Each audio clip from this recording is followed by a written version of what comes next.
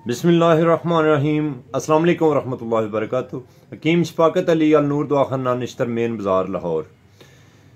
अल्लाह पाक से दुआ है कि अल्लाह पाक आप सब लोगों को सेहत और तंदुरुस्ती वाली ज़िंदगी अता फरमाए, आमीन सुम्मा आमीन। आपका नाम क्या? सजाद। मेरे पास सजाद अली भाई पहले भी तशरीफ़ लाए और आज दोबारा तशरीफ़ लाए। इनको शुगर का आर्जा है, अरसा तकरीबन 7 साल से। अब शुगर की मुकम्मल ना तशखीस हुई ना ही मुकम्मल इलाज हुआ। इनकी ब्लड शुगर का इलाज करते रहे, वो जब भी ये चेक करते थे ठीक आ जाती थी। पता ही नहीं है कि ब्लड शुगर कैसे ठीक आ रही है। और दिन ब दिन टांगों में कमज़ोरी, पाँव में कमज़ोरी, पाँव के अंगूठे नाखून जो हैं वो खुशक होते जा रहे हैं, पाँव सुन्न होते जा रहे हैं, उंगलियां सुन्न होती जा रही हैं, पाँव दर्द करते हैं, जूती उतर जाती पता नहीं चलता, पिनियां दर्द करती रहती हैं। इसी तरह तबीयत में चिड़चिड़ापन, ज़ुबान सूखती है, जिस्म सूखता जा रहा है। लेकिन पता नहीं है कि ये क्यों हो रहा है। क्योंकि अगर शुगर का मुकम्मल ट्रीटमेंट किया जाता, मुकम्मल तशखीस करके उसके बाद इलाज किया जाता तो ये हालत ना होती। असल तशखीस क्या थी, असल इलाज क्या था? वो ये था कि इनके यूरिन का भी टेस्ट करवाया जाता।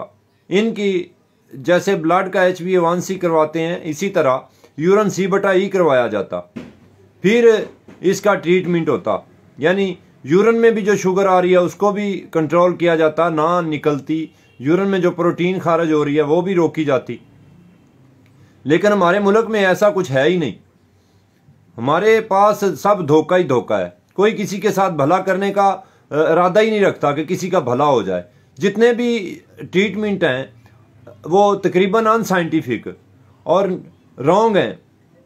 कैसे? जब कोई भी, अब मैं नाम नहीं लेता, हमारे मुल्क में सब क्या मैं कहूँ, धोखेबाज हैं, सब धोखेबाज हैं। क्योंकि किसी जब मरीज़ आपके पास आता है वो आपको मसीहा समझ कर आपके पास आता है कि आप उसकी मसीहाई करेंगे, आप उसको कोई फ़ायदा देंगे। लेकिन आप धोखे के 1 नंबर बंदे हैं, धोखा देने से बाज नहीं आते। शुगर पेशेंट का सही ट्रीटमेंट नहीं किया, उसका शुगर की दवाई दी है, जितनी भी शुगर है वो गोली खाने के 2 घंटे 3 घंटे के अंदर अंदर सारी की सारी पेशाब के रास्ते खारिज हो जाती है। उसके जिस्म को जुज़्वे बदन होती नहीं है, सारी पेशाब में शुगर खारिज होती जा रही है। अब उसके मर्दाना ताकत 0 हो गई है। अब दोबारा वो जाते हैं डॉक्टर के पास, तो वो कहते हैं जी वो इंसुलिन शुरू कर दे।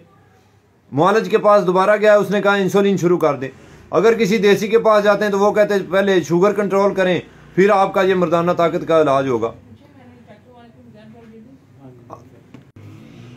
अब इस बंदे का ये हाल है कि ये मर्दाना ताकत से बिल्कुल महरूम हो चुका है। अगर किसी भी पेशेंट का इलाज करने का इरादा रखते हैं तो उसकी मुकम्मल तशखीस करें। और जितने शुगर पेशेंट हैं वो मेरी बात गौर से सुन लें।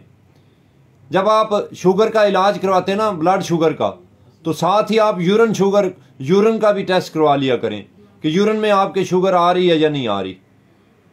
इसी तरह आपके पाँव कट जाते हैं, आप यूरिन की शुगर का इलाज करवाते नहीं हैं। जब एंड हो जाती है तो फिर आप किसी तबीब के पास जाते हैं और उस वक्त गुर्दे भी फेल हो चुके होते हैं, जिगर भी ख़राब हो चुका होता है, टांगे सारी अंदर से जितनी भी मेख मनी होती है वो सारी पेशाब में खारिज हो के खाली हो चुकी होती है। सूखी लकड़ियां लेके आते हैं, अब इनको हरियाँ कर दो, कैसे होंगी वो ठीक? खुदा का खौफ करें मुआलिज। जितने भी मुआलिज अपने आप को तबीब कहते हैं कि हम तबीब हैं, हकीम हैं या डॉक्टर हैं, खुदा का खौफ खाएं, मुकम्मल तशखीस करें, इंसानों पर रहम खाएं। ये कीड़े मकोड़े नहीं हैं, ये इंसान है, आपके भाई हैं, मुसलमान हैं। तरस खाएं इनके ऊपर और सही ट्रीटमेंट करें। इनको नहीं पता कि ट्रीटमेंट क्या होता है। आप सही ट्रीटमेंट करें, मेहरबानी आपकी।